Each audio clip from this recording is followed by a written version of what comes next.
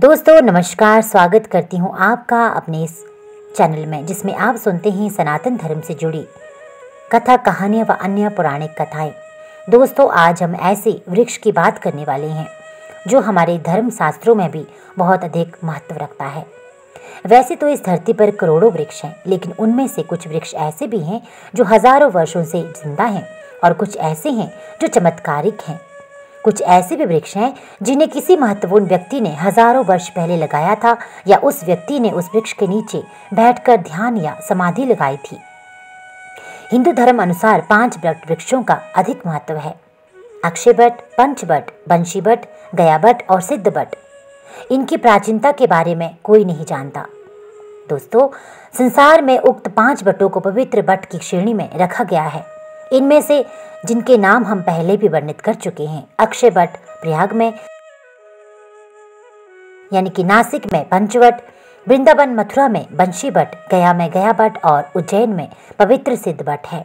हम इन सभी वटों की क्रमवार आपसे चर्चा करेंगे, उनसे जुड़ी प्राचीन कथाएं या पौराणिक कथाएं भी आपको सुनाएंगे। लेकिन इसके लिए आपको चैनल को सब्सक्राइब करना होगा, क्योंकि आने वाली वीडियोस में आपको भाग 1, भाग 2 और ऐसे करके अलग अलग भागों में इन सभी वटों के बारे में विस्तार से बताया जाएगा। दोस्तों, आज जिस वट की हम बात करने वाले हैं वो है अक्षय वट।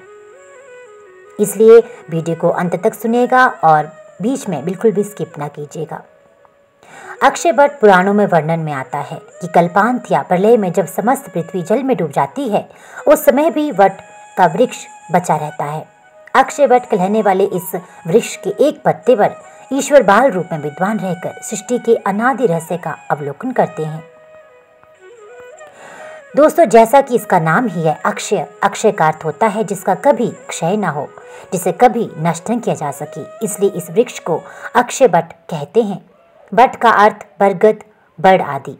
इस वृक्ष को मनोरथ वृक्ष भी कहते हैं, अर्थात मोक्ष देने वाला या मनोकामना को पूरी करने वाला। ये वृक्ष प्रयाग में संगम तट पर हजारों वर्षों से स्थित है। वैज्ञानिकों के अनुसार इस वृक्ष की आयु 5000 वर्ष से भी ज्यादा है। आइए इसके धार्मिक महत्व के बारे में जानते हैं। द्वादश माधव के अनुसार बाल मुकुंद माधव इसी अक्षय वट में विराजमान है। ये वही स्थान है जहां माता सीता ने गंगा की प्रार्थना की थी और जैन धर्म के पदाचार्य की उपासना पूरी हुई थी। पृथ्वी को बचाने के लिए भगवान ब्रह्मा ने यहाँ पर एक बहुत बड़ा यज्ञ किया था। इस यज्ञ में वे स्वयं पुरोहित, भगवान विष्णु यजमान एवं भगवान शिव उस यज्ञ के देवता बने थे। दोस्तों, इस वृक्ष से जुड़ी एक कथा भी है जो भगवान श्री राम से जुड़ी है। प्रयाग के दक्षिणी तट पर झूंसी नामक स्थान है जिसका प्राचीन नाम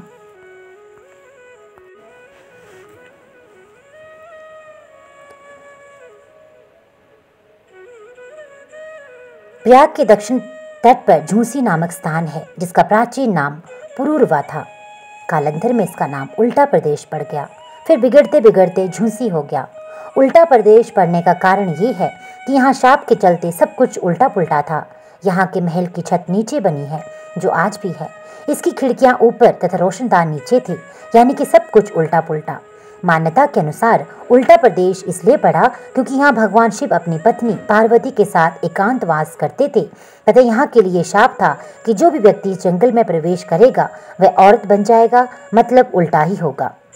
त्रेता युग में श्री राम को जब वनवास हुआ, उनके कुल पुरुष भगवान सूर्य बड़े ही दुखी हुए। उन्होंने हनुमान जी को आदेश दिया कि वनवास के दौरान राम को होने वाली कठिनाइयों में सहायता करोगे।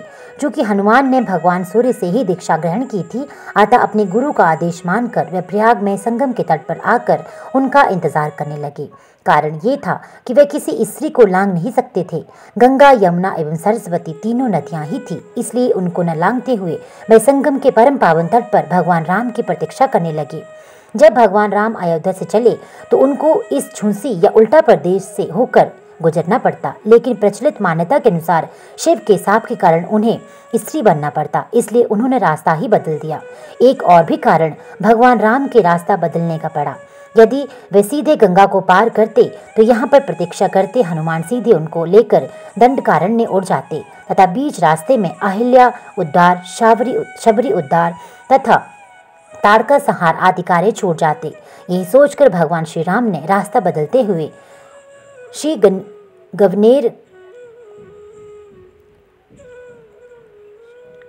श्रृंगवेरपुर से गंगा जी को पार किया। चूंकि भगवान श्री राम के लिए शर्त थी कि वे वनवास के दौरान किसी गांव में प्रवेश नहीं करेंगे, तो उन्होंने इस शर्त को भी पूरा कर दिया। इस बात को प्रयाग में तपस्यारत महर्षि भारद्वाज भली भांति जानते थे। वे भगवान श्री राम की अगवानी करने के पहले ही श्रृंगवेरपुर पहुंच गए। भगवान राम ने पूछा कि हे महर्षि, मैं रात को कहाँ विश्राम करूं? महर्षि ने बताया कि एक वटवृक्ष है, हम चलकर उससे पूछते हैं कि वे अपनी छाया में ठहरने की अनुमति देगा या नहीं। कारण ये है कि तुम्हारी माता कैकेयी के भय से कोई भी अपने यहाँ तुमको ठहरने की अनुमति नहीं देगा।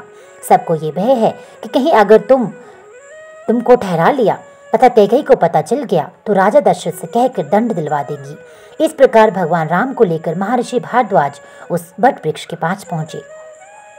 भगवान राम ने उनसे पूछा कि क्या वे अपनी छाया में रात बिताने की अनुमति देंगे। इस पर उस वट वृक्ष ने पूछा कि मेरी छाया में दिन रात पता नहीं कितने लोग आते एवं रात्रि विश्राम करते हैं, लेकिन कोई भी मुझसे ये अनुमति नहीं मांगता। क्या कारण है कि आप मुझसे अनुमति मांग रहे हैं? महर्षि ने पूरी बात बताई। वट वृक्ष ने कहा, हे ऋषिवर, यदि किसी के दुख में सहायता करना पाप है, किसी के कष्ट में भाग लेकर उसके दुख को कम करना अपराध है, तो मैं ये पाप और अपराध करने के लिए तैयार हूँ। आप निश्चिंत होकर यहाँ विश्राम कर सकते हैं और जब तक इच्छा हो रह सकते हैं। ये बात सुनकर भगवान राम बोले, हे वट वृक्ष, ऐसी सोच तो किसी मनुष्य या देवता में भी बड़ी कठिनाई से होती है। आप वृक्ष होकर भी इतनी महान सोच रखते हैं, तो आज आप वट वृक्ष नहीं बल्कि अक्षयवट हो जाओ। जो भी तुम्हारी छाया में क्षण मात्र भी समय बिताएगा उसे अक्षय पुण्य का फल प्राप्त होगा। तब से ये वृक्ष पुराण एवं जग प्रसिद्ध अक्षयवट के नाम से यानी कि इमोर्टल ट्री के नाम से प्रसिद्ध होकर आज भी संगम के पावन परम तट पर स्थित है। तो दोस्तों, ये थी अक्षयवट से जुड़ी कथा। अगले भाग में आप सुनेंगे पंचवट से जुड़ी कथा। उसके लिए इस चैनल के साथ जुड़े रहिए। इस वीडियो को अधिक से अधिक लाइक और शेयर कीजिए और अगले वीडियो तक का इंतज़ार कीजिएगा। आपका दिन शुभ हो। हर हर महादेव।